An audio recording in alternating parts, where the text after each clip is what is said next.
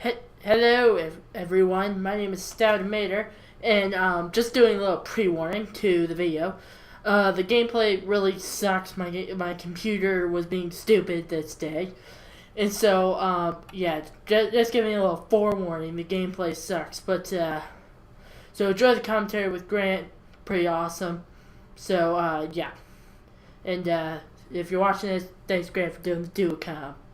See you later. Hello everyone, my name is Mater, and I got the man of all memes and everything, like all the memes and stuff I get is from him. Say hello, Grant. Hey, man. Yep, he is here on Dualcom with me.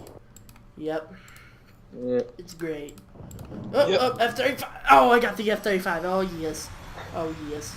Oh, yes. Oh, yes. Oh, yes. Oh. Okay, I'm lagging a little bit. Great. Yeah, and so, introduce yourself. Talk about yourself or something. Alright, well, you guys probably know me from the Modern Warfare 3 and Modern Warfare 2 videos. I'm Grant. So yeah, I've just been, me and Ben just kind of thought might as well do a Dualcom. Been playing some Test Drive Unlimited 2. Yep. Yeah, and so, friend me or Grant on Xbox Live, if you want to play with us, we are the Stray Hawks. Yeah, the Stray Hawks. Yeah. We're the Stray Hawks, Blackhawks, actually. whatever I'm talking about. Yeah, Blackhawks. And Grant's online username is Veganator. Yeah, and it's not spelled like vegan, it's VEA, not VE. I'll spell it in the description if you wanted to do that. Yeah, that would be better. I'm lagging a little bit for the gameplay, so sorry about that. I don't know why I'm lagging, but yep, all good. Okay. Yeah, and so if you want to play Test Drive on Unlimited 2 with us, that'd be pretty cool. Pretty cool. Good game. It's a good game. Yeah, you got your cars, you got your Asian dealerships, you got your pimpin' lowriders, and Yeah, they got the Aston Martin. yeah, Grant's got the Aston Martin. I got some Nissan thing that, I don't know. I started playing today, so. Pical's got the Bugatti. Oh, yeah, PKL. Oh, if you want a friend, Pascal, because he's the president of our little baby club. He's Racing 39. I don't know where, oh, there's some cussing going on up there. Oh, that's great. And it's Grace up there. They're talking about drugs and stuff up there, so, yeah. Great. Yeah. 420. What are they talking about up there? If you have been noticing, the chat box is kind of getting a little littered with some stuff up in there. Surprise. I'm telling you, kids these days doing all those drugs. Kids these days, they're all like, old people also do more drugs than little children. Which, you never know. You never know. Never know with kids these days. Yeah. Oh my god. This is, oh my god. What are they talking about up in this chat box? This is distracting me from the gameplay. So, yeah, and so moving on to one of the topics that we were going to talk about today is Assassin's Creed 3. Grant, do you think that the direction they're taking the series, do you think that's a good thing, or do you think they should stay with Ezio Auditore until he's an old man with a cane and he's beating little children with it? Well, I started playing Assassin's Creed when I was, I started with Brotherhood, and so, that wasn't too long ago. It was like a couple years ago. And, I kind of, only knew Ezio.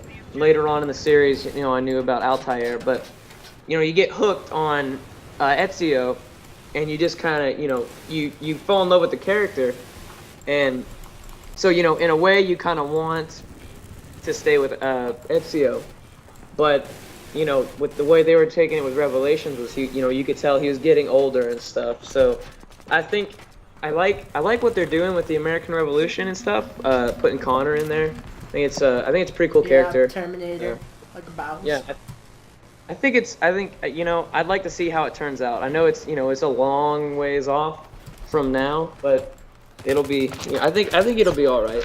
Yeah, I'm pretty much the same way there. I don't know about how they're changing up the series. I don't know if that's a good way or a bad thing.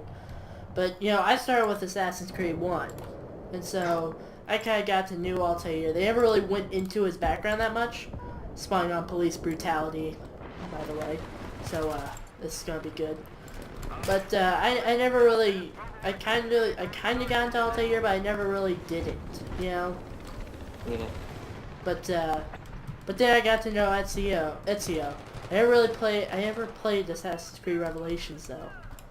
Yeah, I didn't play Revelations either. It did interest me. I don't know why. I was going to get it, but just I'd heard people in reviews and stuff saying that it wasn't it was worse than Brotherhood. Yeah. And I thought Brotherhood was a pretty good game. Yeah, I heard that it was kind of like filler. Now that's just us steering it from the outside. We haven't actually played the game, so that's all speculative. Yeah. But I don't know. Is it going to be like a new leaf for the franchise, or is it just going to be awful? I don't know. If it's going to be awful, or is it going to be good? Yeah, and there's supposedly that the launch date for that could be suspended.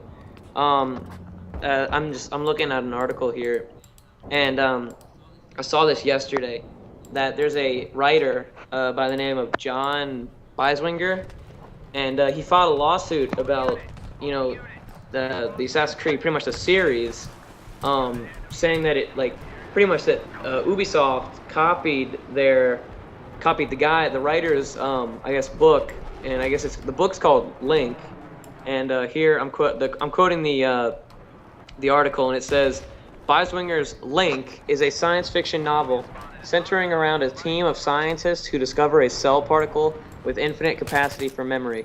The researchers are taken back in time as their test subject recalls ancestral memories in hopes of learning about the existence of the human soul, which it does sound like Assassin's Creed if you've ever played it. You have the Animus, and you have Desmond. Wow, I am lying, but I feel like it's not based that much for a lawsuit though. I feel like it's kind of the same idea, but if they were like the same scientists and stuff, then yeah, I can see a lawsuit, but I can't see a lawsuit for that because they're not they're not the same.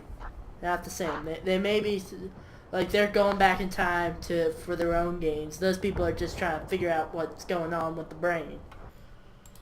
Yeah, and this is just all speculation. The guy, he has filed a lawsuit, but that doesn't mean he'll go through with it. I mean, he probably will. And the game is just so far off that, you hope for the best and that it doesn't affect push it back. The development and stuff of the new one, but I find that that's kind of retarded that they filed suit because if he really thought that was like a complete violation, he should have sued them the first game, not the fourth one. Something must have just sprung in his head. He must have seen something that just whoa. Yeah. But I remember in Brotherhood, the guns, I felt like they were kind of useful, but the hidden gun, I felt like the whole aiming thing wasn't implemented as good as it could have been.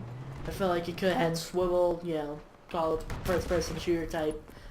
Oh, and this is lagging so hard. Yeah, but what they want, an assassin.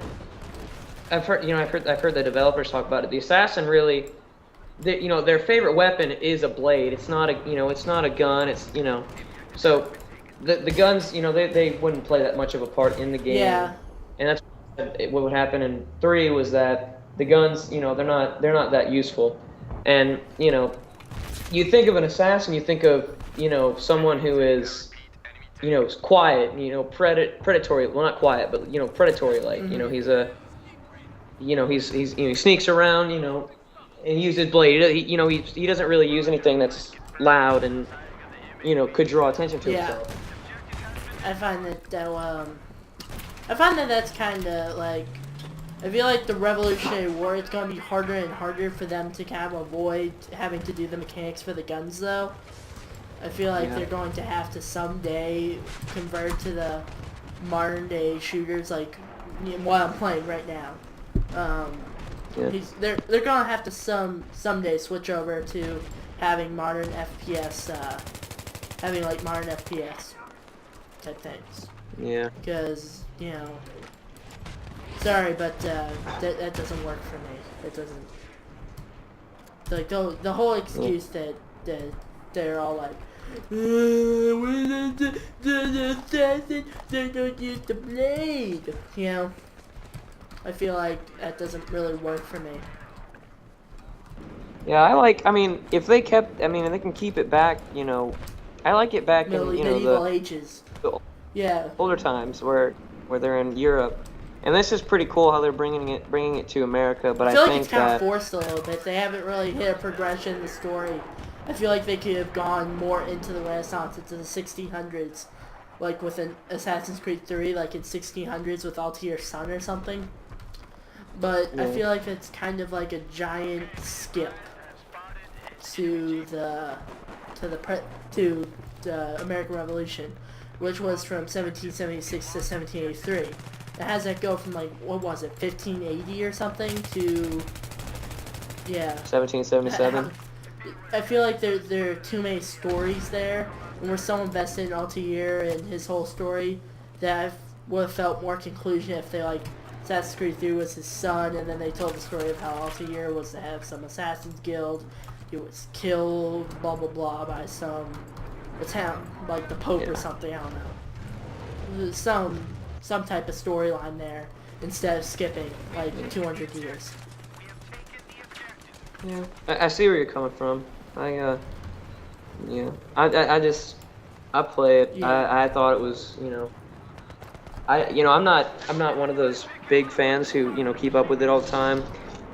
So I don't really have much liberty to say much about the game, even though, you know, because I don't know much. I've only played Brotherhood, and, you know, I played some of Revelations, but I feel like the game, I mean, it is what it is. It's a stealth assassination game where you're supposed to assassinate targets. Yeah. Which, if they really wanted to, they could simplify it down to some type of... I felt like the multiplayer, if you threw that in a game and like really poured your heart and soul into that, you could get a full price $60 game out of that. Personally, I felt that way. I don't know about everybody else, but that's what I felt like. But, you know, that's just how the developers take it. We just have to sit back and see what happens, you know?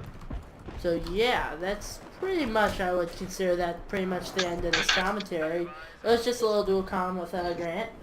And so, have a nice day. Grant, you want to throw us out with an outro? Yeah. So, I guess rate, comment, subscribe. Peace out. And, peace out. Yep. Game and Funnable for the win. See ya. Happy 420.